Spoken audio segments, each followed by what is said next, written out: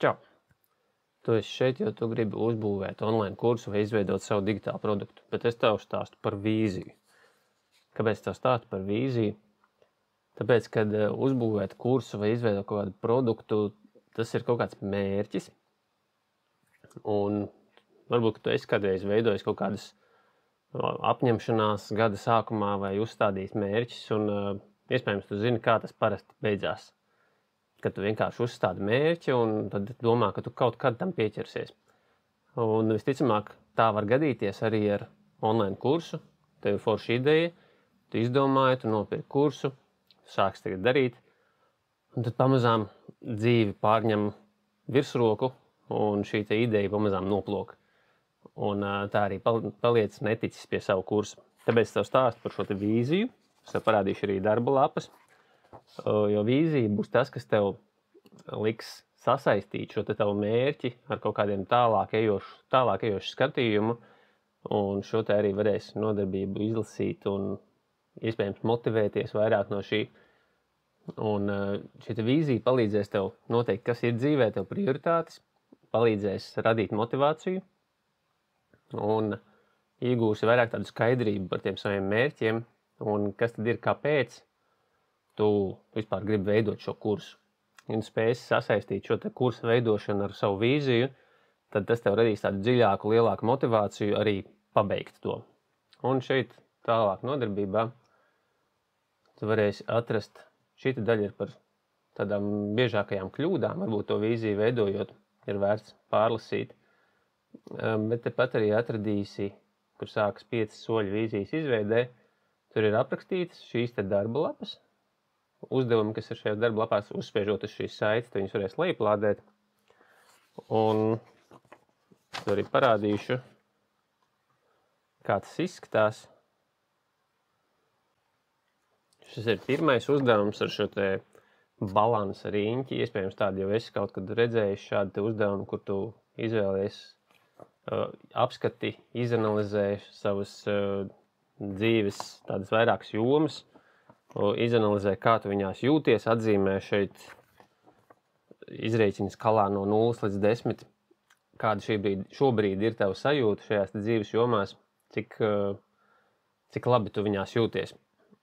Un, protams, varbūt kaut kādas jomas, kuras tev vispār nav prioritāte, piemēram, varbūt tev šobrīd nav ģimenes, tu esi viens pats, un tev nav domas veidot attiecību, tad šī sadaļa nav tava prioritāte šobrīd, tad tev nav neko atzīmēt, vai tad tu izvēlies drīzāk izvērtēt, kā tev šobrīd šī te joma ir saistībā ar savu ģimeni kā vecākiem vai vecvecākiem, bet ne par to stāsts.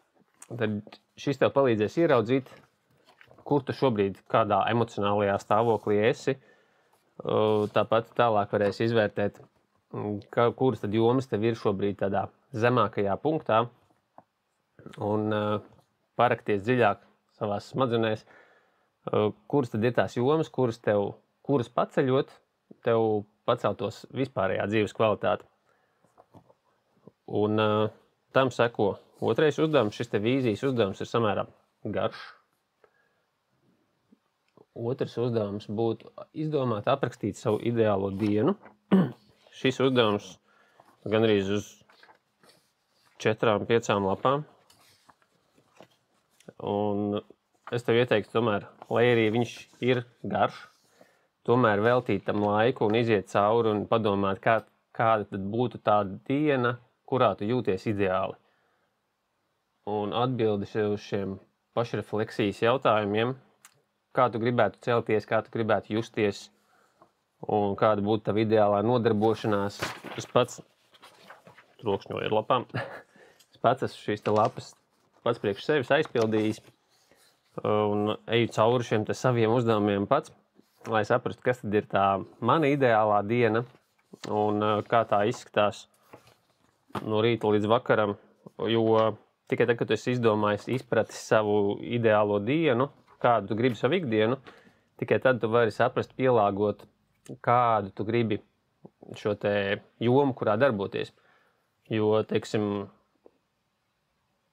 viesmāja galīgi neiet kopā ar ceļošanas ikdienu, vai ne?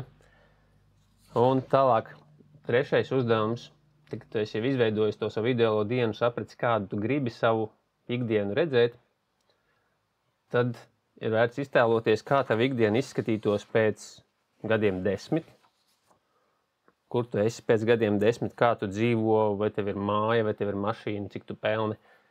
Un attiecīgi, tad, kad tu esi iztēlojies, kā tu dzīvo, nevis kā tu dzīvo, ja tu iztēlojies šī brīža punktu, bet kā tu gribi dzīvot, iztēlojies savu ideālo dienu, un tad pēc tiem 10 gadiem, kā tu gribi dzīvot, to tavu vīziju, kā tu iztēlojies sevi. Tad, kad tu esi to iztēlojies, to savu ideālo versiju pēc 10 gadiem, tad ir 5. uzdevums,